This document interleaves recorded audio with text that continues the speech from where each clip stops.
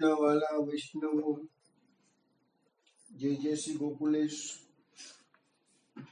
વૈષ્ણવો, ગઈકાલે સત્સંગમાં આપણે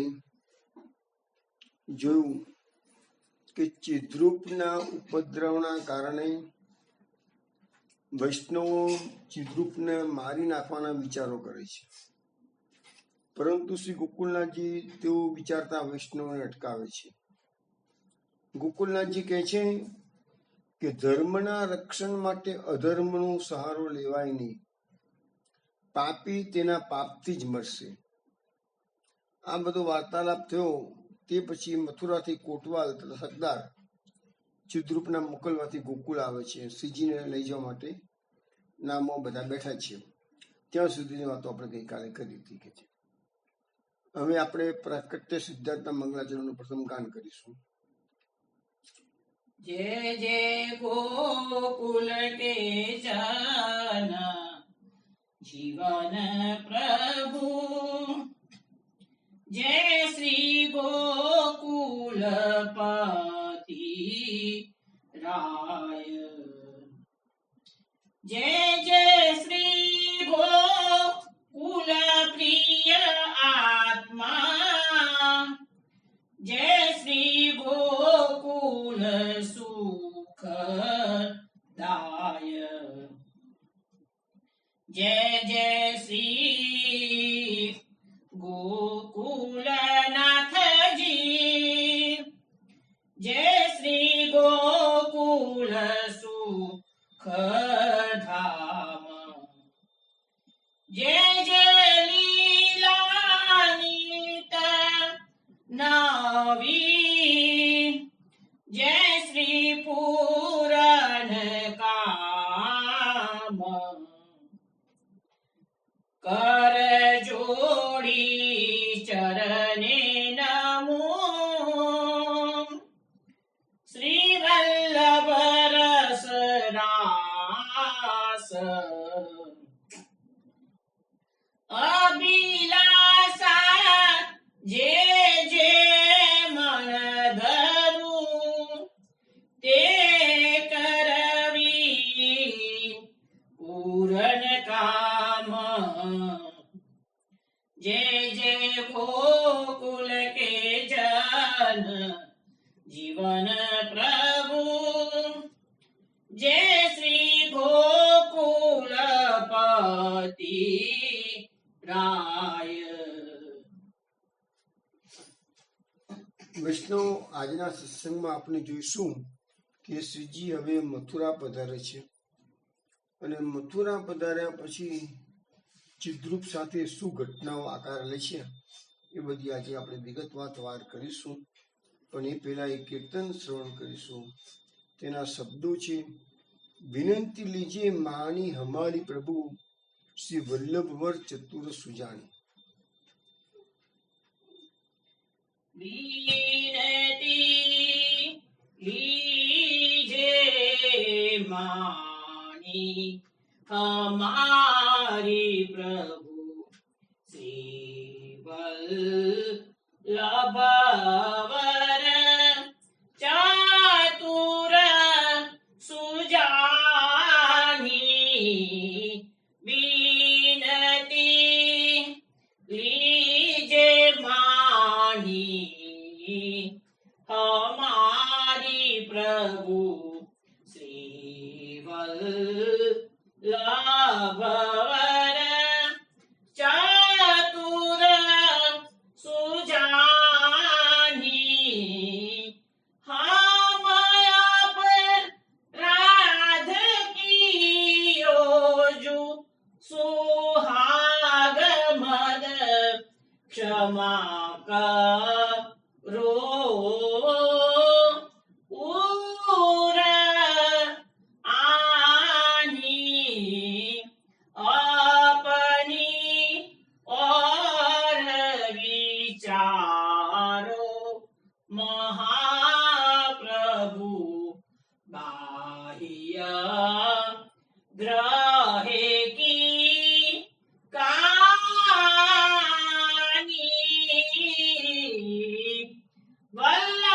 वल्लभदास प्रभु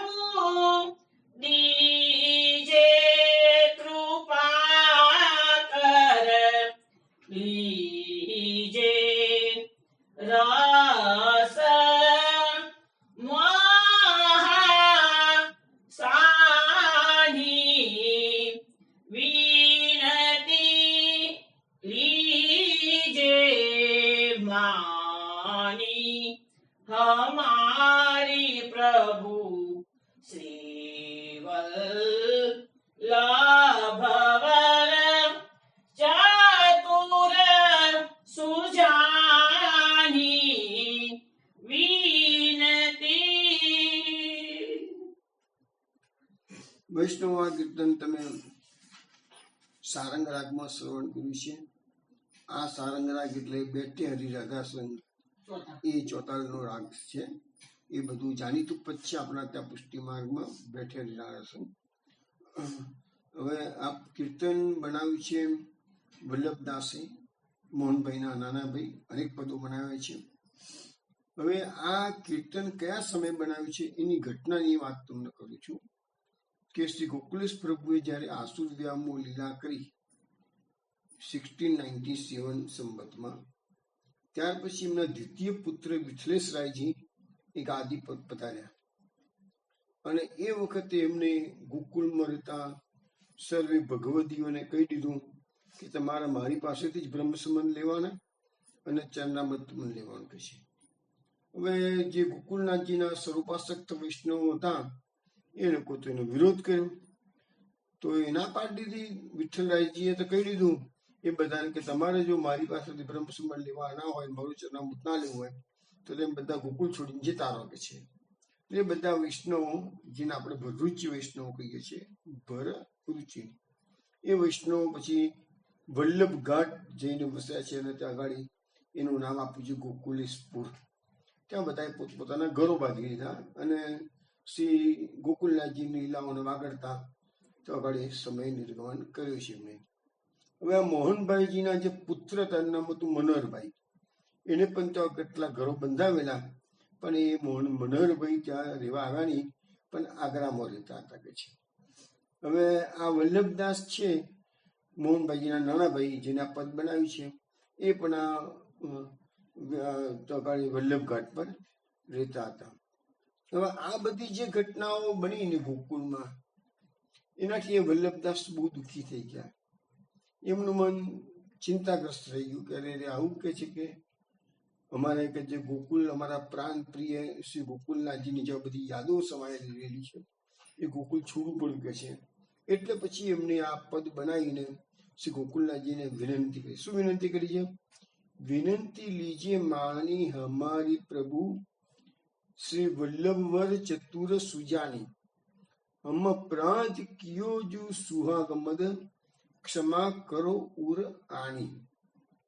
એટલે આ પદમાં વલ્લભદાસ શ્રી ગોકુલેશ પ્રભુને પોતાની વિનંતી કરતા કહે છે કે પ્રભુ, આપ તો ચતુર છો, મર્મજ્ઞ છો, અંતર્યામી છો, તેથી મારા હૃદયની વાત જાણો છું, તેથી હું શું કહું છું એ પણ તમે સમજી જશો. હકીકતમાં એવું જ છે કે વૈષ્ણવ આ તો વલ્લભદાસ ગોકુલનાથજી ગોકુલેશ પ્રભુની વિનંતી કરે છે, પણ આજે આપણે પણ આપણા મનમાં શું છે એ બધું આપણો કૃષ્ણ જાણે છે.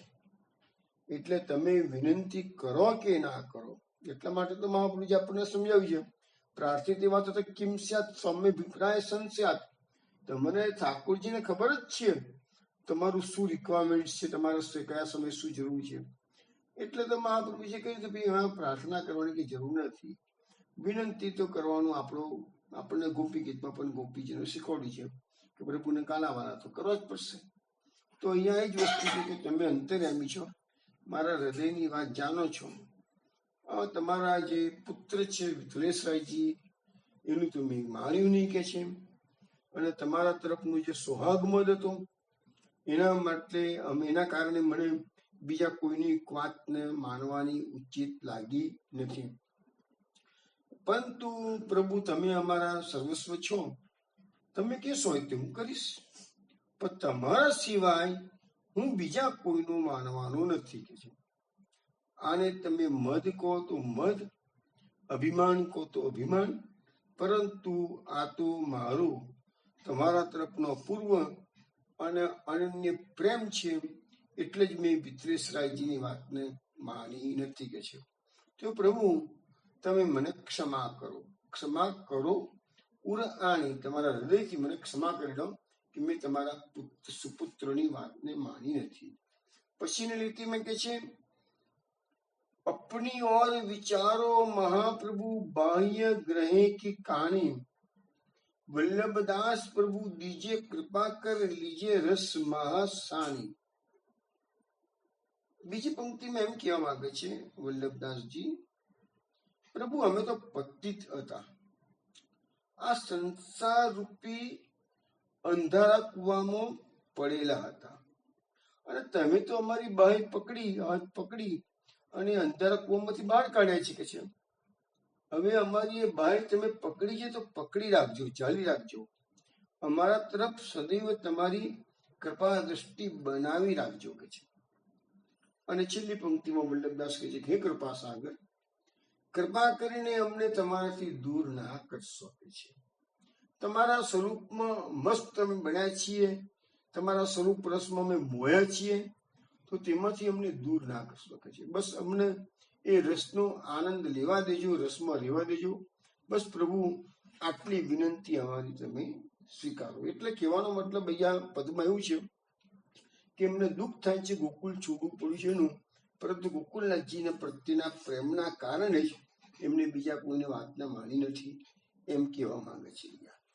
વૈષ્ણવ આપણે હવે સત્સંગમાં મારા તિલકનો જે વાત કરતા હતા એ આગળ કરીએ છીએ. ગઈકાલે છેલ્લે સત્સંગમાં જેવું સકદાર કોટવાલ ચિદ્રુપના કહેવાથી ગોકુળમાં આવ્યા. શ્રીજીને બહુ જ વિનંતીપૂર્વક, માન સન્માન પૂર્વક નામો બેસાડે છે, લઈ જવા માટે આવે છે મથુરામાં. જેમ જેમ ગોકુળમાં ખબર પડી ગઈ છે એમ એમ લોકોના વૈષ્ણવોના ટોળા કિનારા પર આવી ગયા છે. ગોકુળનાથજીની પાસે બે વૈષ્ણવો હતા એ વખતે.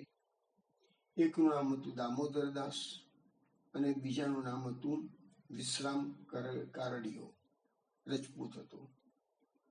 એ બંને જણા તો ગોકુળનાથજી એકલા જાય છે, એ બંનેને આવ્યું કે સારું નહીં, એટલે બંને જણા નાવમાં ચડી ગયા છે. અને પેલા સિપાહીઓ જે હતા એ બંનેને નાવમાંથી ધક્કા મારીને માર મારીને બહાર કાઢે છે. આપણે છેલ્લે જ ગઈકાલે જોયું હતું કે વિશ્રામના હાથમાંથી તો નાવ છટકી ગયું, એટલે નાવની જોડે જ એ તરીને સામે કિનારે જાય છે વિશ્રામ રાજપૂત. પણ દામોદરદાસના એક હાથમાં નાવ છટકી ગયું, પણ એક હાથથી નાવ પકડ્યું અને બીજા હાથમાંથી એને શ્રીજીને જલપાન કરવા માટેનો ઘડો જે હતો એને પકડી રાખેલો હતો. વિચાર કરો, તમે કલ્પના કરો એ બેઠા બેઠા કે એક હાથે નાવ પકડ્યું છે, એક હાથે ઘડો પકડ્યો છે.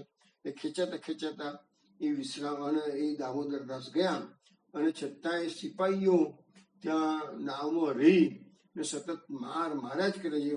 તો માર સહન કરે છે, પણ નથી ઘડો છોડતા કે નથી નાવ છોડતા. પોતાના સ્વામીના સુખાર્થે એ માર ખાઈ શકે છે. હવે અહીંયા આપણને સિદ્ધાંત સમજાવવામાં આવે છે કે સેવામાં અનેક પ્રતિબંધો નડે છે, તો ભક્તજનોએ તે સર્વેને મૂંગા મોઢે ધૈર્યથી સહન કરવા. આ પુષ્ટિ માર્ગમાં મહાપ્રભુજીએ 16 ગ્રંથમાં વિવિધ ધૈર્યાશ્રય ગ્રંથ જે લખ્યો છે એમાં 3 સ્વરૂપ બતાવે છે: વિવેકનું, ધૈર્યનું અને આશ્રયનું. બહુ ઉત્તમ પ્રકારનો ગ્રંથ છે મહાપ્રભુજીનો. વૈષ્ણવોને ઘણી સારી સમજણ આપી શકે એવી સાદી ભાષામાં સુંદર વસ્તુ બતાવી શકે છે. અહીંયા આપણને સમજાવવામાં આવે છે કે ધીરજ રાખવાની. મહાપ્રભુજીએ આ માર્ગમાં ક્યાંય પણ લૌકિક દુઃખો દૂર કરવાનો કોઈ ઉપાય બતાવ્યો જ નથી. ઓન ધી કોન્ટ્રારી, મહાપ્રભુજી એમ કહે છે ત્રિદુઃખ સહનમ ધૈર્ય. હવે આ જે અહીંયા એના અમુક શ્લોકો છે બહુ સુંદર છે. એ આપણે 1-2 શ્લોક તમને સમજાવું છું. આખું ગ્રંથ અત્યારે નથી લેતો, પણ આ પુષ્ટિ ભક્તો હંમેશા સહન કરે છે દુઃખોને. કારણ શું છે કે સુખ અને દુઃખ એ ચક્રની માફક આવે છે ને જાય છે, અને જે કંઈ બી થાય છે એની જે ઈચ્છા કરી શકે, પ્રભુની ઈચ્છા થાય છે. તો અહીંયા શું કહે છે કે ત્રિદુઃખ સહનમ ધૈર્યમ અમૃતે સર્વત સદા તટવત દેવવત ભાવ્યમ જડવત ગોપ ભાર્યવત. એટલે કે શું છે? હે વૈષ્ણવ, મરણ પર્યંત તું ત્રણેય પ્રકારના દુઃખોનું સહન કર. ત્રણ પ્રકારના એટલે કેવા પ્રકારના દુઃખો? આધિભૌતિક, આધ્યાત્મિક અને આધિદૈવિક. આ સાંસારિક જે દુઃખો હોય, શરીરના દુઃખો હોય, કૌટુંબિક, આર્થિક વગેરે દુઃખો હોય, એ બધા આધિભૌતિક દુઃખો કહેવાય. આધ્યાત્મિક દુઃખ એટલે આપણા સ્વભાવનું જે દુઃખ હોય છે ને, એને આધ્યાત્મિક દુઃખ કહેવાય. કારણ કે જેનો ગુસ્સાવાળો સ્વભાવ પડી ગયો છે, જતો નથી ગયો. જેનો લોભી સ્વભાવ પડી ગયો જતો નથી, કે કામી સ્વભાવ પડી ગયો જતો નથી. એ બધા સ્વભાવ, એ બધા દુઃખો થાય માણસને થાય કે મેં આવું કેમ બોલી ગયો, હું આવું કેમ કરું, મારો સ્વભાવ સુધરતો નથી. તો એ બધું જે આવે છે આધ્યાત્મિક દુઃખો છે. અને આધિદૈવિક દુઃખો એટલે શું છે? કે પ્રભુની પ્રાપ્તિ હજુ મને થઈ નથી, એનામાં જે તાપ કલેશ થતો હોય છે, દુઃખ થતું હોય છે ને, એ આધિદૈવિક દુઃખ છે કે છે. અથવા તો તમે પ્રભુ તરફ જેમ પ્રગતિ કરો છો એમ તમને કલેશની પ્રાપ્તિ, મીન્સ કસોટીઓ આવતી હોય છે ને, એ દુઃખો થતા હોય છે ને, એ બધા આધિદૈવિક દુઃખો કહેવાતા હોય છે. પણ એટલું જ ઘણી વખત સમજાય છે કે તમને પ્રભુ તરફ પ્રગતિ કરતા કોઈ દુઃખો આવ્યા, કષ્ટ આવી, દુનિયામાં એ કષ્ટ ના હોય, અને એના પછી જે કષ્ટ આવે તો માની લેવાનું છે કે તમારી ભક્તિ ભગવાને સ્વીકારી છે, એટલે કષ્ટ ભલે આવી છે પણ સ્વીકારી છે, એટલે જ એ ઓબ્સ્ટેકલ્સ વચ્ચે આવીને ઉભું રહ્યું છે. તો અહીંયા આપણને મહાપ્રભુજી સમજાવ, ત્રકરવત દેવત ભાવ્યમ જડવત ગોપ ભારીવત. એટલે આધિદૈવિક દુઃખો, સોરી આધિભૌતિક દુઃખો છે, દેહ સંબંધી દુઃખો હોય, એ છાસની સેમ. છાસ એટલે માખણ લીધા પછી છાસ સત્વહીન હોય છે, ફેંકી દઈએ છીએ કે છે. એટલે દેહ સંબંધી દુઃખો તો નાશવંત હોવાથી એ સહન કરી શકે છે અને ભગવાનનું મન પરોવે છે. પછી કે છે કે આધ્યાત્મિક દુઃખો છે એ જડવત શબ્દ કીધું. જડવત એટલે જળ ભરતની વાત. પંચમ સ્કંદમાં ભાગવતમાં જળ ભરતનું આખ્યાન આવે છે, ઋષભદેવજીના પુત્ર, અને પછીનું હરણ જળ ભરત. તો એ જળ ભરત જે રીતે તમે જળ ભરતનું આખ્યાન વાંચ્યું હશે, તો આવા જળ ભરત બધું સહન જ કરતા હતા. કોઈ દાડો પ્રતિકાર, કશાનો પ્રતિકાર કરવાનો જ નહીં, ભોગવી જ લેવાનો છે, બસ એક વાત કહે છે કે. એટલે એને કીધું છે કે આધ્યાત્મિક દુઃખો ભગવત ભક્ત જળ ભરતની જેમ સહન કરવા. અને પ્રારંભમાં પ્રભુએ જીવની પરીક્ષા, પેલા કીધું ને કે પ્રભુએ જીવની પરીક્ષા માટે ફળદાન કરવામાં જે વિલંબ થાય અને એના કારણે જે આધિદૈવિક દુઃખો આવે છે, એ ગોપ ભાર્યવત એટલે ગોપ સ્ત્રીઓની, ગોપીઓની માફક તમે સહન કરી લો છે. એટલે ત્રણ પ્રકારના દુઃખો મહાપ્રભુએ સહન કરતા. અહીંયા આજે બંને વૈષ્ણવ હતા, દામોદર દાસ અને વિશ્રામ રાજપૂત, એ પેલાનો માર ખાતા હતા, પણ પોતાના સ્વામીના સુખ માટે પણ એ બધું સહન કરતા હતા. એમને ગોકુલજીને બૂમ મારીને કીધું નથી, કૃપાનાથ મને બચાવો, આ તમારા આ લોકોના સિપાહીઓ મને બૂમ મારે છે, તમે કોઈ રસ્તો કરો, એવું એ લોકો બૂમ મારીને કીધું પણ નથી. કારણ કે મહાપ્રભુજીનો સિદ્ધાંત હતો તે દુઃખ સહનમ દુર્ય. પછીનો શ્લોકમાં મિશ્ર સમજવાનું છે. પ્રતિકાદો યચ્છાત સિદ્ધિશ્ચાના ગ્રહી ભવે ભાર્યાદિનામ તથા અન્યસમ અસતશ્ચાક્રમમ સહિત. એટલે કે હવે ભગવદ ઈચ્છાથી દુઃખો આવી ગયા તમારી પાસે, તો દુઃખની નિવૃત્તિનો ઉપાય તમારે કરવાનો. એવું નથી કહેતો કે દુઃખો સહન કરવા નહીં, પણ દુઃખની નિવૃત્તિનો ઉપાય તમારો કરવાનો બી ખરો કે છે. પણ દુઃખો ભોગવવા સંબંધ ના, અમારા મહાપ્રભુજી કીધું દુઃખો ભોગવી લો, ભોગવવાનો પ્રયત્ન કરવાનો, પણ જો ભગવાનને દુઃખ દૂર કરવું હશે તો કરશે, ના કરવું તો એના માટે સિદ્ધિ કે અસિદ્ધિની ચિંતા નહીં કરવાની કે મારું દુઃખ દૂર કેમ ના થાય, હું કરવાનો છું, ના એમ નહીં. દુઃખ ભોગવવાનું છે એવો આગ્રહ પણ નહીં રાખવાનો, અને દુઃખ દૂર થવું જોઈએ એવો પણ આગ્રહ નહીં રાખવાનો, પ્રયત્ન કરવાનો, થાય તો કરું, ના થાય તો કશું નહીં. અને મહાપ્રભુજી આગળના પછીના એ શ્લોકમાં બીજી લીટી કહે છે કે ભાર્યાદિનામ એટલે સ્ત્રી પુત્ર ઘરમાં જેમ તમે ભક્તિ કરશો ને, તો તમારા ઘરના જે સ્વજનો છે ને, એ તમને નાની મોટી હરડલ ચૂકી કરવાની શક્યતા ખરી. નથી ગમતું બધાને કે આ શું વળી આ લઈને બેસી ગયા છે, આવું બધા બોલતા સાંભળ્યા છે ઘણા લોકોને. તો ભાર્યાદિનામ તથા અન્ય સામ એટલે સ્ત્રી પુત્ર વગેરે, અથવા અન્ય તમારા ખાસ મિત્ર હોય, સગા સંબંધી હોય, એ બધા તમારો તિરસ્કાર કરશે, દુષ્ટજનો સ્વભાવ. અસત એ અસત શબ્દનો વાપરેલો છે અહીંયા. અસત આક્રમણ સહિત, એટલે કે એ દુષ્ટજનોના તિરસ્કાર સહન કરવા. તો આ સિદ્ધાંતો મહાપ્રભુજીએ વિવિધ વિરસમ બનાવી છે. એટલે થોડીક વાત નીકળી એટલે કહી દીધું કે બંને વૈષ્ણવોએ આ સિદ્ધાંત પ્રમાણે સિપાહીઓનો મારને સહન કરવી શકે છે.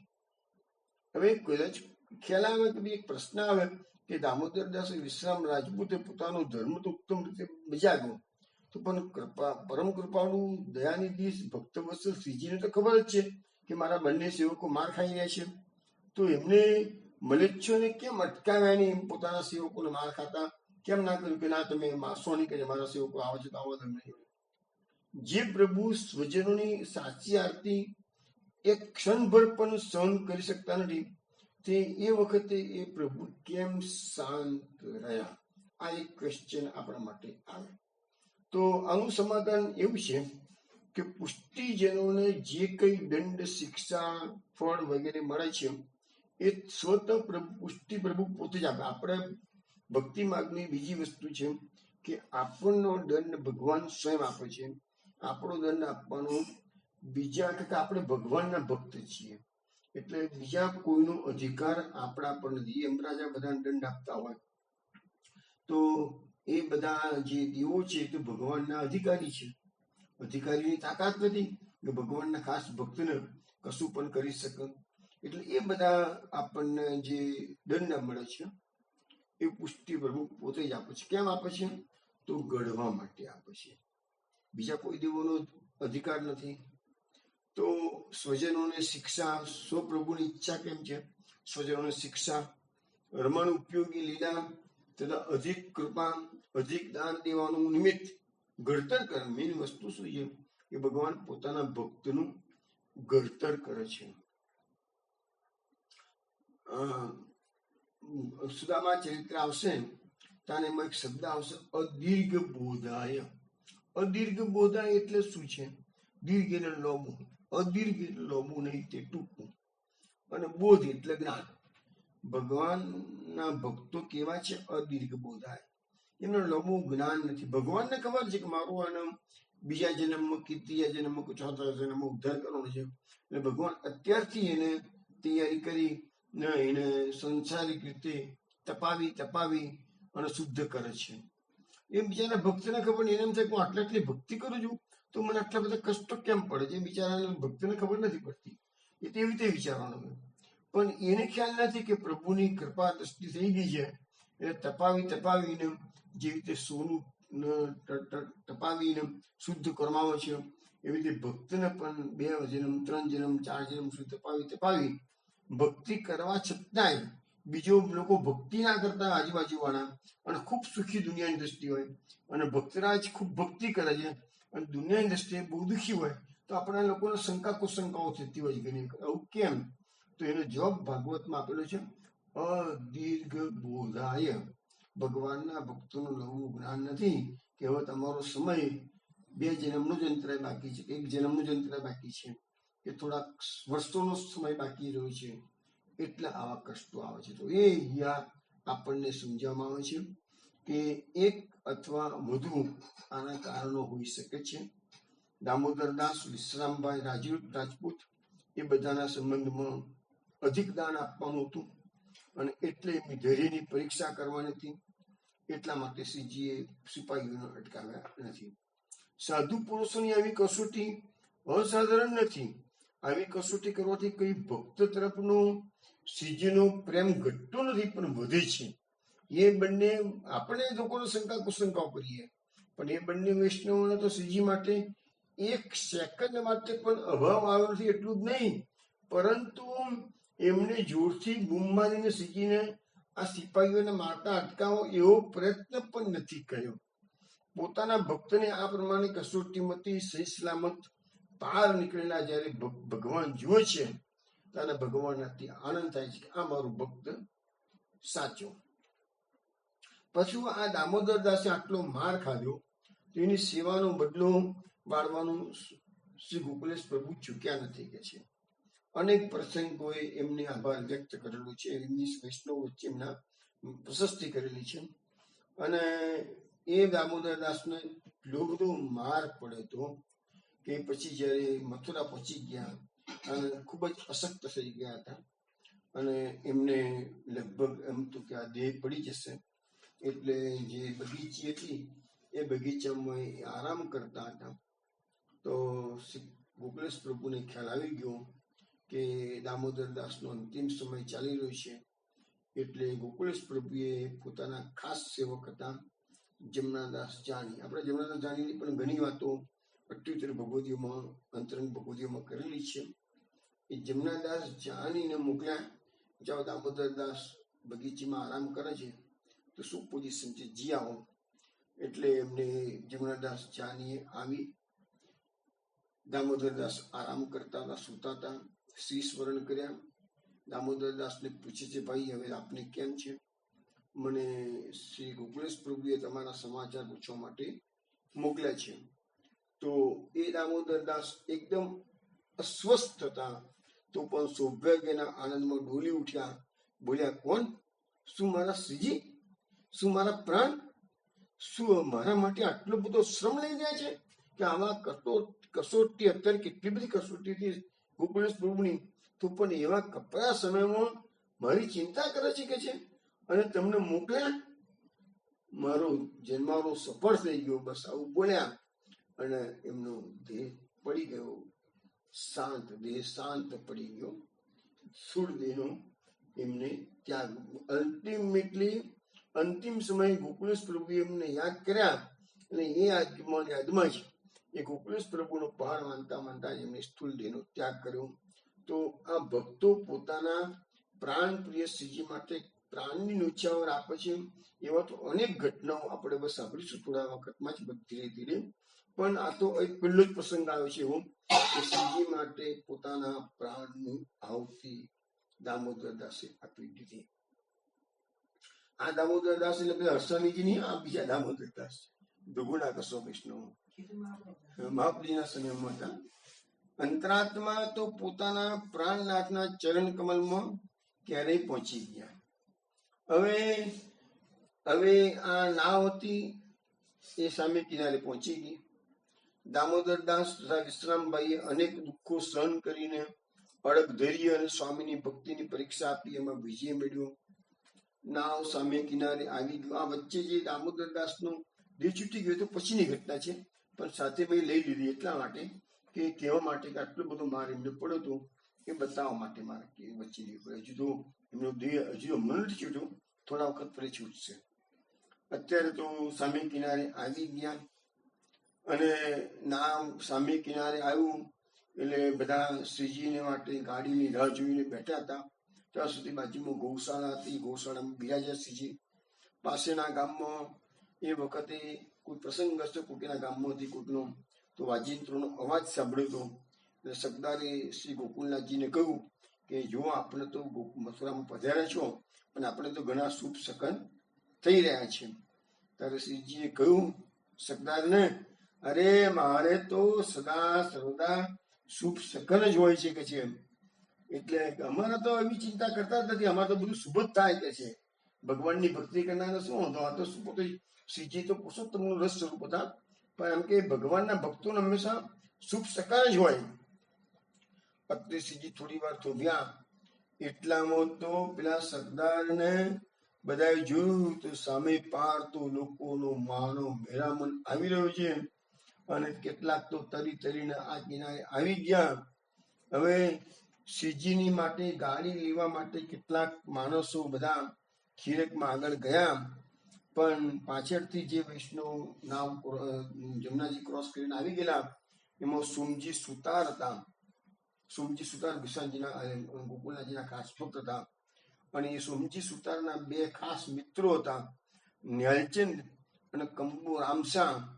એ લોકોએ બે જણાએ શું કર્યું કે શ્રીજીને જેવા આ બે જણા લઈ ગયા છે કોટવાલ ને સગદાન, એટલે સોમજી સુતાર તો તરીને આ કિનારે આવી ગયા, પણ પેલા બંને મિત્રો હતા ન્યાલચંદ અને રામસા, એ તો સીધા માવન પહોંચી ગયા અને તો જઈને રાય ગદાધર દાસને ખબર આપી દીધી કે મથુરાથી ચિદ્રુપના કહેવાથી કોટવાલ ને સગદાર એમના માણસો આવ્યા અને શ્રીજીને લઈને મથુરા જઈ રહ્યા છે કે છે.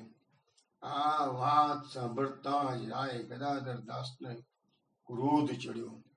અરે, મારી જાગીરમાંથી હું વયા જ છું, છતાં મારી રજા સિવાય શ્રી ગોકુલેશ પ્રભુને એ લોકો લઈ જઈ શકે કે છે.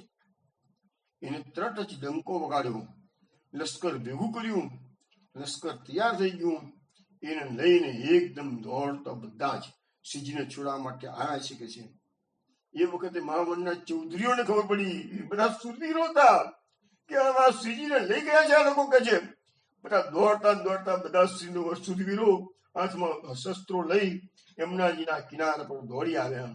પણ ત્યાં સુધીમાં તો એમને ખબર પડી ગઈ કે નાવ તો નીકળી ગઈ છે કે છે. એટલે પેલા રાય ગદાધર દાસે જે લોકો એમને સમાચાર આપવા કે તેને મોડી ખબર આપી, ઠપકો આપ્યો કે તમે પ્રથમથી ખબર કેમ ના આપી, જો કે આ લોકો બધા શ્રીજીને લઈને જતા રહ્યા છે કે છે.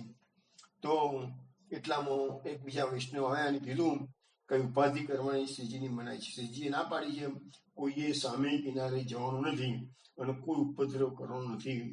અને યમુનાજીના સામે કિનારે જ્યારે નાવ પહોંચ્યું તો કોટવાલના શકદારે જોયું તો આ કિનારા પર તો મહાવનનું લશ્કર આવી ગયું.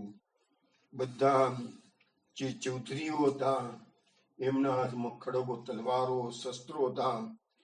શકદારનો કોટવાલ ગભરાઈ ગયા. વિચાર્યું કે જો તેઓ આ બાજુ આવી ગયા તો કે મારો ગળો લાડવો કરી નાખશે, ભારે ઝપાઝપી થશે અને આ લોકો તો બહુ જોરદાર સુરવીરો છે, અમારું મોત કરી નાખશે કે છે. એટલે કે છે એથી ભાગો ભાગો કે છે, આ લોકો આવે એ પેલા એથી પલાયન થઈ જાઓ.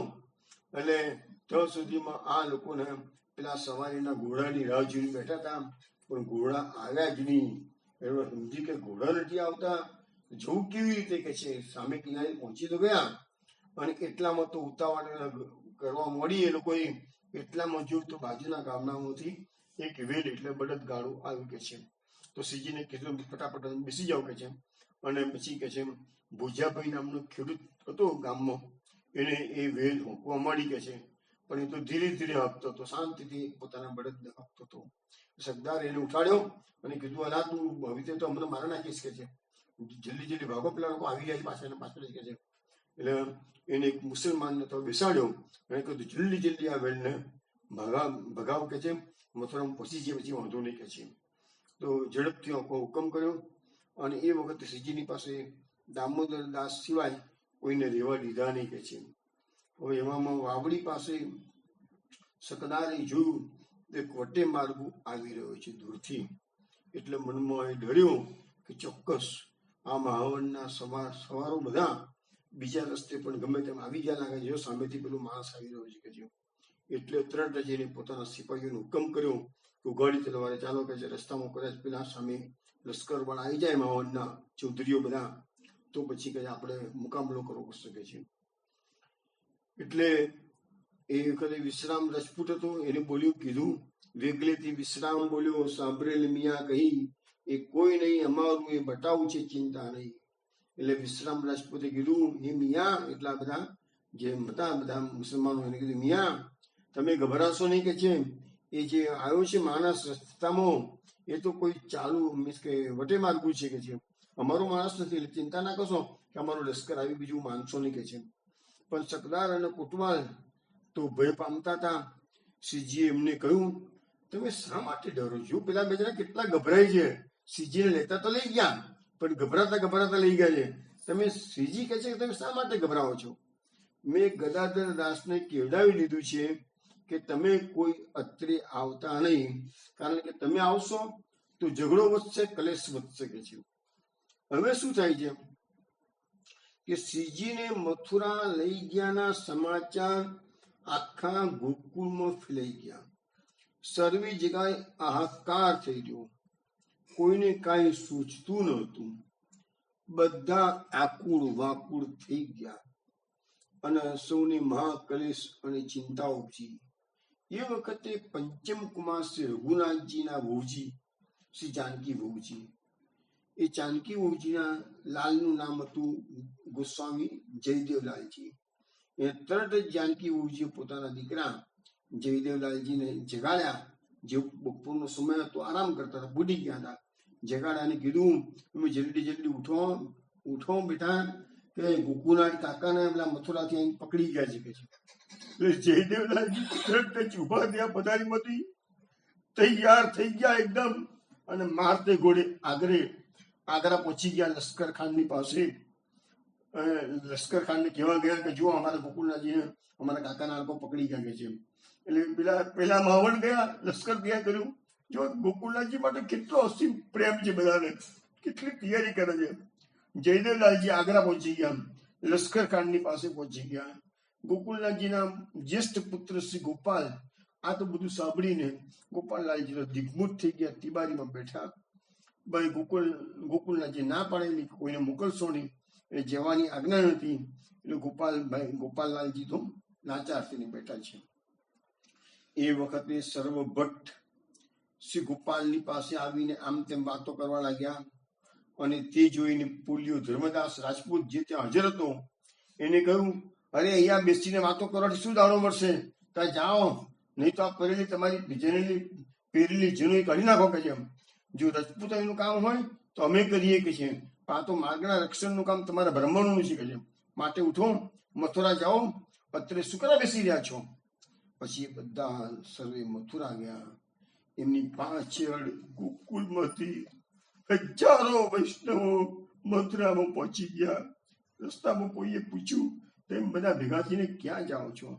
એમનામાંથી વિઠ્ઠલ ભટ્ટ નામના વૈષ્ણવે કીધું, જ્યાં ધર્મ છે ત્યાં અમે જઈએ છીએ. ગોકુળનાથજી જ્યાં ધર્મ છે ત્યાં ગોકુળનાથજી છે, અને જ્યાં ધર્મ છે ત્યાં અમે જઈએ છીએ કે છે. આ પ્રમાણે સંવત 1676 ફાગણ વદી 14 રોજ શ્રી ગોકુળથી વૈષ્ણવના ટોળે ટોળા મથુરામાં આવવા લાગ્યા. કેટલાક લોકો તો એટલી ઝડપથી ચાલ્યા કે શ્રીજીના મથુરામાં આવતા પહેલા તો એ બધા વૈષ્ણવ મથુરા પહોંચી ગયા. અને કેશવ મારુના બાગ સુધી તો સામે આવી ગયા. ગોકુળનાથજીને ખબર નહીં કે અમારા સેવકો પાછળ નીકળ્યા ને કયા રસ્તે આવ્યા કે આગળ છે. એ બધા આગળ આવી અને શ્રીજીના ચરણારવિંદમાં બધા સેવકોએ સાક્ષાત પ્રણામ કર્યા. અને પછી તે સમયે આપ મથુરા આવ્યા પછી શ્રીજીને સૂર્યકુંડ, પછી બધા દંડવત પ્રણામ કર્યા. પછી મથુરા શ્રીજીને સૂર્યકુંડ પર લઈ બાગમાં બિરાજ્યા. અને મથુરાના એ વખતે મથુરામાં વાત ફેલાઈ ગઈ. એટલે મથુરામાંથી હજારો વૈષ્ણવો શ્રીજીના દર્શનાર્થે અહીંયા સૂર્યકુંડ પર આવવા લાગ્યા કે છે. તે સમયે આપ શ્રીના અંતરંગ સેવકો કૃષ્ણ પારેખ, સંઘજી વોરા, મેઘજીભાઈ, મોહનદાસ, જીવરાજભાઈ, જયરામભાઈ, ઉદ્ધવ, નાગજીભાઈ ગાંધી, જેમલ દોશી, વાસન ગાંધી, ધર્મદાસ વગેરે બધા આવી ગયા અને શ્રીજીનું પ્રશસ્તિકાન મંગલકાન કર્યું છે ત્યાં ગાડી કે છે. હવે અહીંયા પધાર્યા તો શ્રીજીને શ્રમ પડ્યો, ગરમી પુષ્કળ હતી, તરસ લાગી હતી, પણ મલિચ્છોનો સ્પર્શ થઈ ગયો હતો. એટલે સ્નાન કર્યા વગર શ્રીજીએ જળ લીધું નહીં. આમ છતાં દામોદરદાસને માટે દામોદરદાસને ખૂબ જ શ્રમિત થઈ ગયા હતા ને, એટલે શ્રીજીએ દામોદરદાસ માટે જળ મંગાવ્યું, પણ એને પણ લીધું નહીં. એને કહ્યું કે મારા શ્રીજી જળ ના લે તો મારથી કેથી લેવાય. અને પછી થોડી વારમાં તો એ બાગમાં સુઈ ગયા છે અને દેહ ત્યાગ કર્યો છે. એ વાત આપણે પહેલા જોઈ લીધી છે કે છે. હવે દર્શનાર્થે આવેલા વૈષ્ણવમાંથી કેટલાક વૈષ્ણવના ગળામાં શ્રીજીએ માલા જોઈ નહીં. તેથી પોતે પાસે ઉભાયેલા બીજા વૈષ્ણવોને કહ્યું, જાઓ, આ બધા વૈષ્ણવના ગળામાં માળા દેખાતી નથી, થોડી માળા લઈ આવો કે છે, અને આપણે બધાના ગળામાં અત્યારે માળા પહેરાવી દઈએ કે છે. જો માળાનો મામલો છે, બધા ઉતારી દીધી. મથુરાના કેટલાય વૈષ્ણવોએ ચિદ્રૂપના દરથી માળા ઉતારી દીધી હતી. પણ શ્રીજીના વૈષ્ણવો મથુરામાં માળા લેવા ગયા, પણ કોઈ દુકાનમાંથી શ્રીજીને માણસોના વૈષ્ણવોને તુલસીની માળા મળી જ નહીં. પણ એક ઘોડીઓ હતું, કારણ કે તોગાડી એવું ભય પેસાડેલું હતું ચિદ્રૂપે કે જો માળા વેચશે તો એના ગરબા લૂંટી લેવામાં આવશે, દુકાનને દિવાળો ચલાવવામાં આવશે. એટલે બધા માળા વેચવાનું બંધ કરી દીધેલું કે છે. પણ એટલામાં ઘોડીઓ હતો ત્યાં, ગોળીય સંપ્રદાય ખરો ને, ચૈતન્ય સંપ્રદાય ગોળીય સંપ્રદાય કહેવાય. એક ગોળીઓ હતો ને, એની પાસે માલાઓ હતી. તો એને ગોકુલનાથજીના સેવકોને એ શરતે માલાઓ આપી કે હું તમને માલા આપું છું, મારી પાસે છે કે છે, પણ કોઈને મારું નામ બતાવવાનું નહીં. જો મારું નામ તમારા અહીંના મથુરાના હકીમને જાણવામાં આવશે તો તમને કશું નહીં કહે, મને મારી નાખશે કે આ લોકો કે છે. પછી એ બધા સેવકો ઘોડિયા પાસેથી માલાઓ લઈ શ્રીજી પાસે આવ્યા છે. શ્રીજીએ બધાને એક એક મથુરાના વૈષ્ણવજીને માલા ઉતારી નાખી હતી. એ બધાને કીધું ચલો ફેરથી પહેલો હું ભૂ છું, તમારું કોઈ કશું બગાડી નહીં શકે. નિર્ભય થઈને નિર્ભય વચન આપ્યું છે કે જેમ તમે કોઈનો પણ ડર રાખ્યા સિવાય નિશ્ચિત રીતે માલાઓ ધારણ કરો કે છે. ચિદ્રરૂપના કારણે આ બધી વાતો આવી ગઈ. સમાચાર એમના માણસો આપ્યા કે ગોકુલનાથજી પધાર્યા છે અને મથુરાના બધા જ વૈષ્ણવોને જેને જે લોકો માળા ઉતારી હતી એ બધાને માળા પહેરાવી દીધી છે. એટલે એકદમ ઘૂંઘવાતો ક્રોધાગ્નિનો ભડકો થવા લાગ્યો કે છે. એની તીવ્ર ઝાડમાં બળવા લાગ્યો કે છે મારા રાજ્યમાં આવી અને મારી જગ્યા પર આવી અને શ્રીજી કે છે આવું કરે છે કે હું બધાને માળા ઉતરાવું છું અને બધાને માળા પહેરાવે છે કે છે. એટલે એ જ વખતે એ ચિદ્રુપ સંન્યાસી ભિક્ષા માગીને પોતાની ગુફા પર આવ્યો. ત્યારે કોટવાલે શ્રીજીને કહ્યું કે ચાલો હવે આપણે, ચિદ્રુપ આવી ગયો છે, ભિક્ષા કરવા ગયો હતો, એની પાસે જઈએ. તો શ્રીજીએ કહ્યું કે મારે એની પાસે આવવાની કોઈ જરૂર નથી કે છે. આ ઉપરથી પછી કોટવાલ પોતે જ સંન્યાસી પાસે ગુફામાં જાય છે અને શ્રીજીને લાવ્યાના સર્વ સમાચાર કઈ સંભળાવ્યા. એ ઉપરથી ચિદ્રુપ રીસ કરીને કે છે મેં તમને ગોકુલનાથજીને અહીં લાવવાનું ક્યાં કહ્યું છે કે છે, તમે એને શું કરવા નહીં આવ્યા કે છે. મેં તો તમને એમ કીધું ગોકુલમાં જાઓ અને એમની માલા ઉતરાવી નાખો કે છે. માલા ના ઉતરાવ તો સમજાવો કે છે. તો તમે એની માલા કેમ નથી ઉતરાવતા, માલા ઉતરાવો કે છે. મેં તમને લાવવાનું ક્યાં કીધું છે, માટે જાઓ હજુ પણ એમને સમજાવો અને કોઈ પણ રીતે તમે ગોકુલનાથજીની માલા ઉતરાવો કે છે.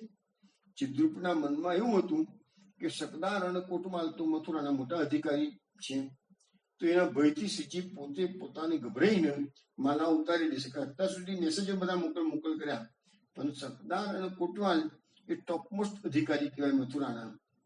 તો એ લોકો જાતે જયારે ગયા છે શ્રીજી ગભરાઈ જશે, મારા ઉતારશે, આવી ગણતરી ચિદ્રુપની હતી. તેથી એને કોટવાલને એ પ્રમાણે હુકમ કર્યો. પણ એ સાંભળી કોટવાલને સગડો બોજો પોતાના ઉપર નાખેલો જોઈ સંન્યાસી પર ઘણો ક્રોધ ચડ્યો. એને કહ્યું કે તે કીધું એટલે અમે તો ગોકુલ ગયા છીએ કે છે, એને અહીંયા લઈ આવ્યા છે ગોકુલનાથજીને સમજાવી પટાવીને કે છે, અને હવે તું કે છે કેમ લાવ્યા છો. એટલે એના પર ઘણું સંન્યાસી પર ઘણો કોટવાલનો ગુસ્સો આવ્યો અને ક્રોધમાં એને ખોટ લાગે એવી રીતે કહ્યું इनकी हम माला उतरावे हमारी कुदरत नहीं, हम कौन जो देखिए पुरुष के सामू चाहिए.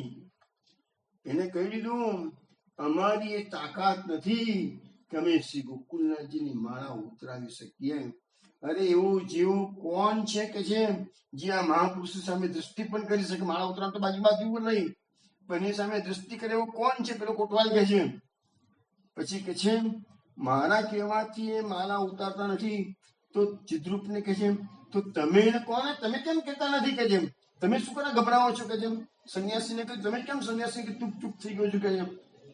આટલું કહ્યા છતાં પણ કોટવાલને મનમાં ભય લાગ્યો કે રખેને સંન્યાસી એના પર ગુસ્સે થાય અને બાદશાહને આડું અવળું ભંભેરે, તેનો ઘાટ ઘડાવે. તેથી પોતાની સાથે જાદવરાય કંબે, એ જાદવરાય કંબે કોણ હતો, એ ચિદ્રુપના રક્ષણ માટે જહાંગીર બાદશાહે માણસનો મૂકેલો. તો બાદશાહનો કમથી સંન્યાસીની ચોકી કરતો હતો. તો એ કોટવાલ જાદવરાય કંબેને લઈ શ્રીજી પાસે આવે છે. તો શ્રીજી પાસે આવીને જાદવરાય શ્રીજીને માલા ઉતારવાનું કહ્યું. શ્રીજીને માલા ઉતારવાનું અત્યાર સુધી કોઈ કહી શકતું નહોતું.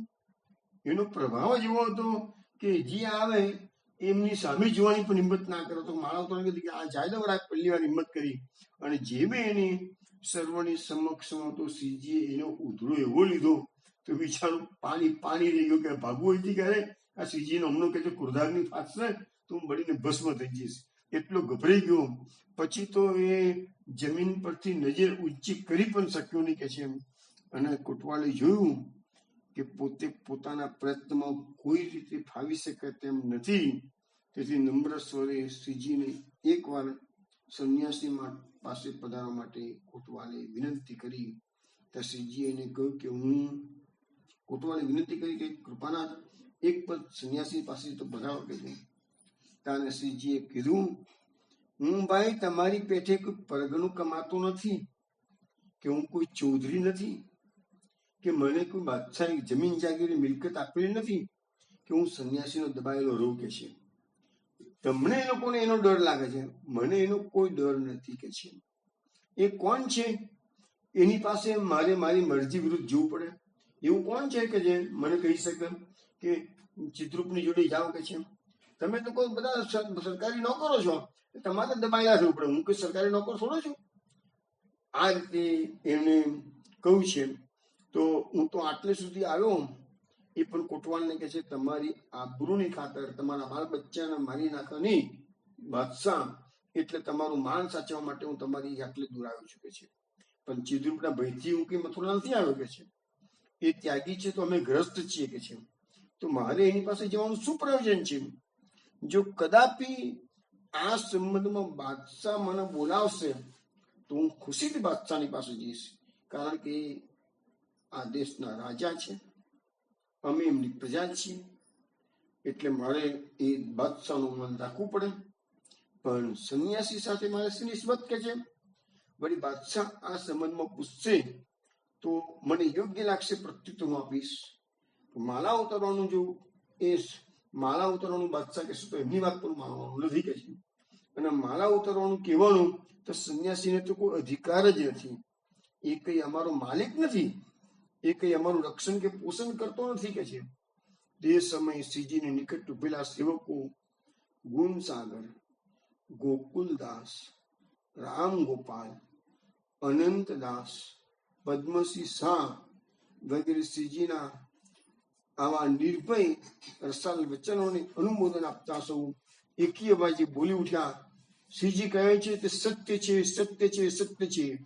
આ પ્રમાણે સૌ ભાગ્યવાન સેવકોએ શ્રીજીના વચનોનું અભિનંદન કરીને ત્યાં જોરથી જય ઘોષ કર્યો છે. શ્રીજીએ કહ્યું ફરીથી, એ સંન્યાસી કોણ છે જે એમને માલા ઉતારવાનું કહી શકે કે છે? જ્યારે કોટવાલ અને શ્રીજી વચ્ચે આ પ્રકારે વાતચીત ચાલતી હતી ત્યારે સંન્યાસી પોતાની ગુફા કે જે નજીક હતી ત્યાં ગુફામાં બેઠા બેઠા બધું આતુરતાથી સાંભળતો હતો. તેથી એ સમજી ગયો કે શ્રીજી આગળ મારું કઈ ચાલી શકે એમ છે નહીં કે છે.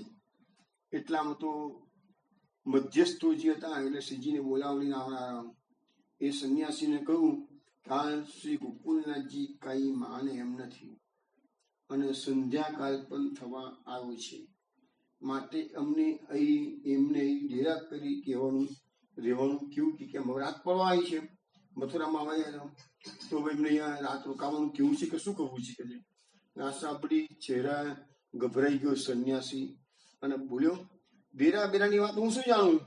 જે એમને અત્યારે લઈ આવ્યા હોય એ નક્કી કરે કે છે. મેં તમને ક્યાં કીધું છે બોલાવવાનું કહે છે કે છે? ઉપરથી સંન્યાસી ફરી ગયો. અત્યારે મેં તમને ક્યાં કીધું? જે લાયા હોય નક્કી કરે કે રાત રોકાવા કે ના રોકાવા કે છે.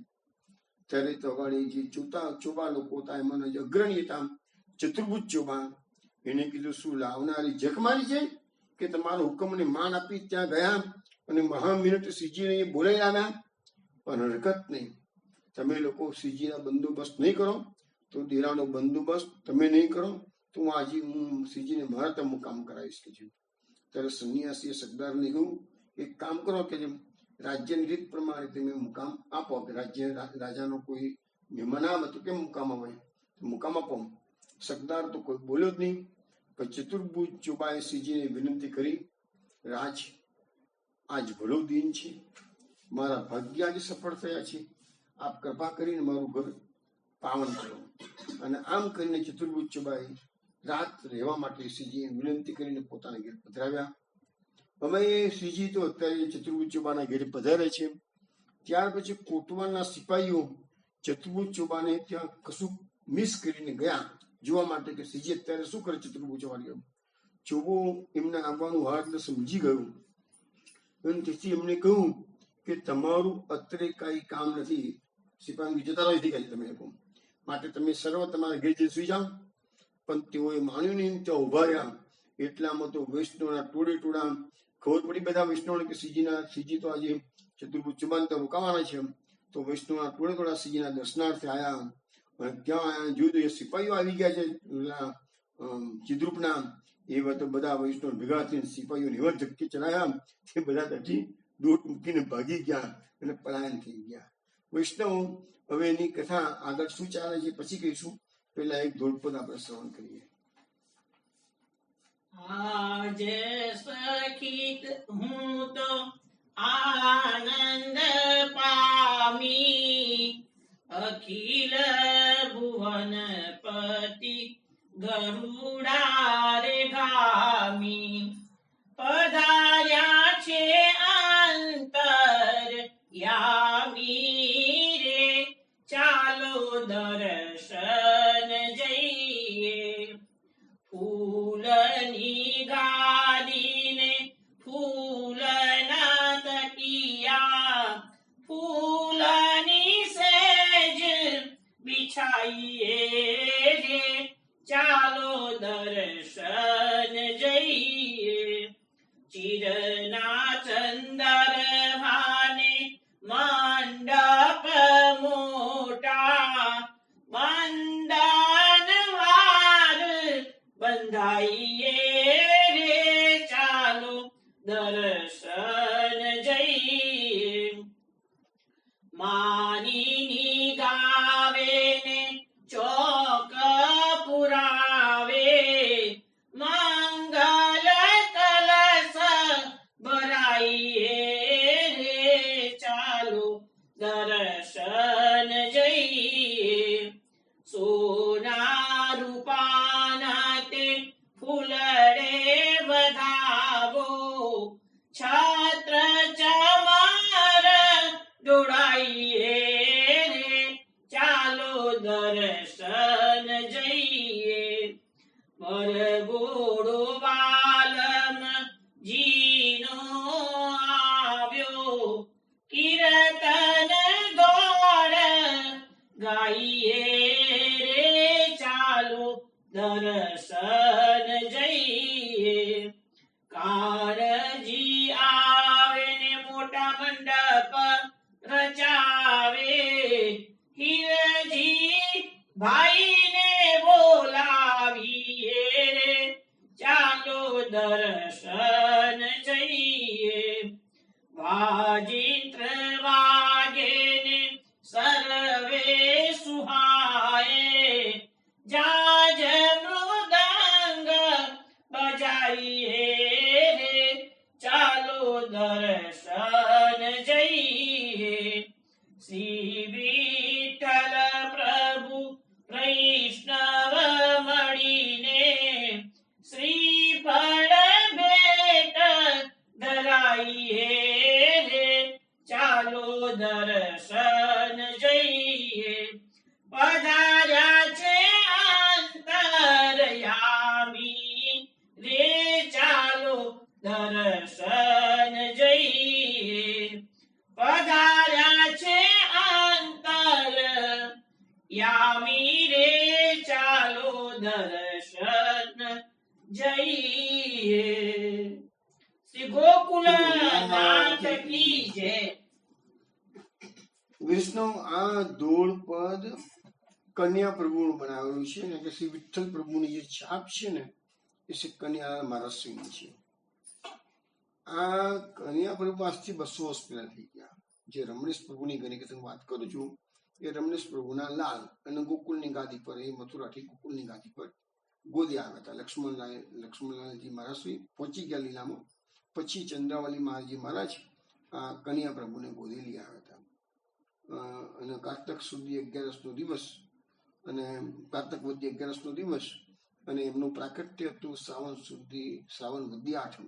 એટલે લગભગ માનો ને કે 3 મહિનાના જ હતા એ વખતે કન્યા પ્રભુ જયારે ગાદી એમનું તિલક થયું ત્યારે.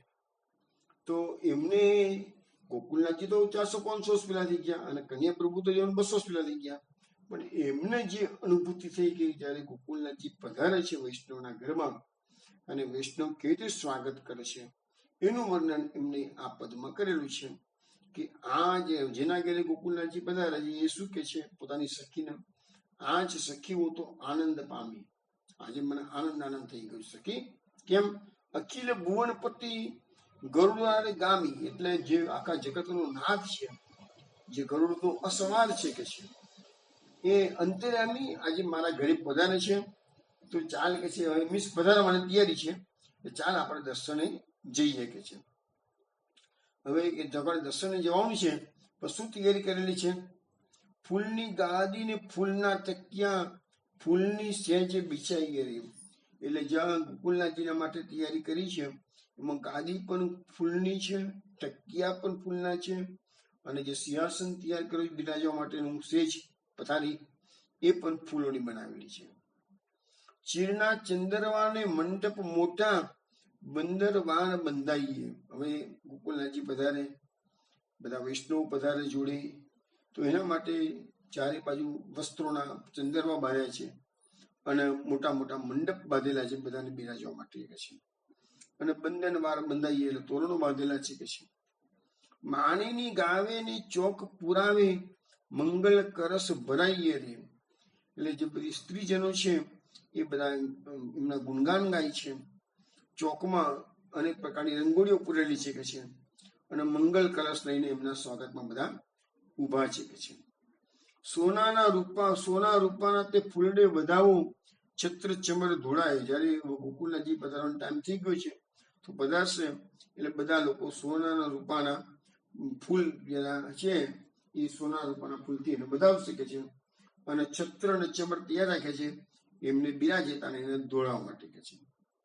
વરઘોડો વાલમજીનો આવ્યો, કીર્તન ધોળ ગાઈએ. એમ કરતા કરતા તો ગોકુળનાથજીની શોભાયાત્રા છે એ મંડપ તરફ આવી રહેલી છે કે છે. એટલે કે વરઘોડો વાલમજીનો આવ્યો, કીર્તન ધોળ ગાઈએ. એટલે બધા વૈષ્ણવ ઉભા થઈને એમના સન્માનમાં કીર્તન ધોળ પદ ગાવાનું ચાલુ કરે છે. કાનજી આવે ને મોટા મંડપ રચાવે, હિરજી ભાઈને બોલાઈ રે. બે વૈષ્ણવની વાત અહીં આવે છે કે એ વખતે કહે છે કે એ લોકો આ બધામાં એક્સપર્ટાઇઝ હશે મોટા મંડપના ગાન કરવામાં, અને હિરજીભાઈને પણ બોલાયા છે એટલે એ બધા આ ગાનમાં એક્સપર્ટ હોવા જોઈએ. વાજિંત્ર વાગીને સર્વ સુહાય, જાજ મૃદંગ બજાઈએ રે. એ વખતે એમના સન્માનમાં અનેક પ્રકારના સુંદર વાજિંત્રો વાગી રહ્યા છે, સર્વને ગમે એમાં, અને જાજ મૃદંગથી એમનું સ્વાગત કરવામાં આવે છે. શ્રી વિઠ્ઠલ પ્રભુ વૈષ્ણવ મળીને શ્રીફળ ભેટ ધરાઈએ. ગોકુળ પ્રભુ જયારે પધારે છે તો બધા વૈષ્ણવ ભેગા થઈ અને શ્રીફળની એમને ભેટ કરે છે કે છે. આ જ સખી હું તો આનંદ પામી. એ સખી આ બધું જોઈને હું તો પૂરેપૂરો આનંદમાં મશગુલ થઈ ગયેલી છે કે છે. તો અહીં ધૂળ પર આપણે શ્રવણ કર્યું છે. વૈષ્ણવ હવે આપણે થોડોક સમય છે તો ગોકુળ પ્રભુના 24 વચનામૃતમાંથી આપણે છેલ્લે 11 વચનામૃત થયા છે પોતા સુધીમાં 12મું વચનામૃત લઈએ. હવે શ્રી ગોકુળનાથજી કલ્યાણ ભક્ત પ્રતિ આજ્ઞા કરી છે કે વૈષ્ણવે પોતાના સેવ્ય સ્વરૂપને પૂર્ણ પુરુષોત્તમ સ્વરૂપ જાણીને સેવા કરવી, તેમજ અન્ય માર્ગીના શ્રી ઠાકોરજીને પોતાના ઠાકોરજીની સમાન જાણવા નહીં. હવે અહીંયા એક વસ્તુ આવે છે કે આજે શહેરમાં બધા રહેતા હોય તો અનેક પ્રકારના સંપ્રદાયના લોકો આસપાસમાં રહેતા હોય છે કે છે તમારું જે સ્વરૂપ ઠાકોરજી પધરાવ્યું ગુરુદેવે એ કે પૂર્ણ પુરુષોત્તમ છે જ આપણા ઘરે પધારે છે એમ માન્ય છે. કારણ કે આપણામાં શું છે પુરુષોત્તમ, જયારે આપણે પુષ્ટાવાની વાત કરીએ છીએ તેમાં શબ્દો પડે છે પુરુષોત્તમ આવિર્ભાવ. એટલે પુરુષોત્તમનો આવિર્ભાવ એ મૂર્તિમાં કે સ્વરૂપમાં કે ચિત્રમાં કે વસ્ત્ર સેવામાં જે હોય એમાં આવિર્ભાવ થઈ જતો હોય છે કે છે. એટલે આપણે એને સાક્ષાત પૂર્ણ પુરુષોત્તમ જ માનવા જોઈએ, ચિત્રજી કે મૂર્તિ માનવી જોઈએ નહીં કે છે. હવે અન્ય માર્ગીના જે ઠાકોરજી હોય એ પુષ્ટિ સંપ્રદાયના ઠાકોરજીની જોડે આપણે પધરાવાના પણ નહીં અને એના સમાન માનવાના પણ નહીં. ભલે એ લોકો માટે ઠાકોરજી મહાન છે પણ આપણા માટે એ ઠાકોરજીના આપણા ઠાકોરજી જોડે પધરાવાના નહીં કે છે. અને પરંતુ અંશ કલારૂપ જાણવા, એટલે એ બધા ઠાકોરજીઓ છે એ ભગવાનની કોઈ ને કોઈ અંશ છે એમ કે છે. હસ્તાક્ષર, વસ્ત્ર સેવા, ચિત્ર સેવામાં પણ અનન્ય ભાવ રાખવો. આપણે ત્યાં પછી આપણા ગુરુદેવે હસ્તાક્ષર બદલાઈ આપ્યા કે વસ્ત્રની સેવા બદલાઈ ગયો કે ચિત્રની સેવા બદલાઈ, પણ બધામાં આપણો પછી ભાવ અનન્ય, પછી ભાવ ખંડિત થવું જોઈએ નહીં. તેને સાક્ષાત જાણીને અપરાધથી ધરવું જોઈએ. આપણા ત્યાં જે સ્વરૂપ બિરાજે છે, પછી ભલે વસ્ત્ર સેવા હોય તો પણ એને સાક્ષાત માનીને પછી મનમાં કુભાવ આવવાનું નહીં, અપરાધથી ધરવું જોઈએ. હવે ગ્રસ્ત ધર્મ ભગવત સેવા, ગુરુ સેવા અને વૈષ્ણવ સેવાથી સમજાવવું. આપણે બધા ગ્રસ્ત છીએ એટલે આપણા તો ભગવાનની સેવા જે પધરાઈ એ તો ખરી જ, એ ઉપરાંત ગુરુદેવની પણ સેવા ઇમ્પોર્ટન્ટ છે, અને આપણા ત્યાં વૈષ્ણવ જે આવે એનું પણ યોગ્ય સમાધાન કરવું એ પણ સેવા છે. એના માટે જ આપણું આ ગ્રસ્ત ધર્મ જ છે કે છે. પરંતુ સ્વ સુખાર્થે ઘરમાં રહીને આપણે ભોગ ભોગવવા અને આ બધું બીજાની સેવા ન કરવી એવું નહીં રાખવાનું કે છે. પોતાના દેહને અનિત્ય જાણવું. આ દેહ તો અનિત્ય છે, બધા સમજી શકે છે, એક દાડો સંસારમાં મળવાનો જ છે. શ્રી ઠાકોરજી, શ્રી ગુરુદેવ, શ્રી ભગવદીઓનું શ્રી અંગ નિત્ય જાણવું એટલે હરિગુરુ વૈષ્ણવની સેવા હંમેશા કરવી. સ્ત્રી, પુત્ર, પરિવાર વગેરેમાં ભગવત ધર્મ વિના લૌકિક સુખ તુચ્છ જાણવું. એટલે આપણા સંબંધો સ્ત્રી, પુત્ર, પરિવારના ભલે લૌકિક હોય, પરંતુ એ લૌકિક સુખ માટે નથી માનતા, પરંતુ ભગવત સેવાર્થે છે એમ માનવાનું, અને લૌકિક સુખ માટે એમનું તુચ્છ માનવું કે જેમ ભગવત સેવામાં જેની પ્રીતિ હોય તેનામાં વિશેષ પ્રીતિ રાખવી. એટલે મહાપ્રભુજીએ આપણને એ બાબતમાં 3 ઓપ્શન આપેલા છે કે જો તમારા કુટુંબીજનો તમને સેવામાં સાથ સહકાર આપતા હોય તો એમના સહકાર લઈને સાથે રહીને સેવા કરો. જો કુટુંબીજનો તમારા સેવામાં તટસ્થ હોય અને તો તમે એમને એમની રીતે વર્તવા દેવાનું, આપણે આપણી રીતે સેવા કરવાની કે છે. પણ જો કુટુંબીજનો સેવામાં પ્રતિબંધ કરતા હોય, તમને અટકાવતા હોય, તો પછી તમારે એનો ત્યાગ કરવો. આમ આપણે 3 ઓપ્શન આપેલા છે કે છે. એટલે અહીંયા આપણને સમજાવવામાં આવે છે કે જો આપણા કુટુંબીજનો ભગવત સેવામાં પ્રીતિ રાખતા હોય તો આપણે એનામાં પણ પ્રીતિ રાખવામાં વાંધો નથી કે છે. પણ જે પ્રભુને પ્રિય, જેને પ્રભુ પ્રિય છે એને આપણે અહીંયા ભગવતીઓ આપણને ગમવા જોઈએ. લૌકિક વૈદિકમાં આસક્તિ રાખવી નહીં. તો આજે આપણો માર્ગ છે પુષ્ટિ માર્ગ, એ લૌકિક વૈદિકથી પરનો માર્ગ છે. પારકી વસ્તુ અને સત્તામાં લોભ કરવો નહીં કે છે. આ વચનામૃત છે ને એ થોડું સમજવાની જરૂર છે, એટલે હું કાલે બાકી હું સમજાવી દઈશ. આજે સમય થઈ ગયો છે, આજે ઉતાવળ કરવામાં મજા નહીં આવે, પણ બહુ સરસ વાતો કરી, લૌકિક વૈદિકની બહુ સરસ વાતો કરેલી છે આ વચનામૃતમાં. એટલે હું કાલે તમને આ વચનામૃત ફરતી લઈશ કાલે. તો ધીમે જય શ્રી ગોપાલ, કાલે 8 વાગે મળીશું.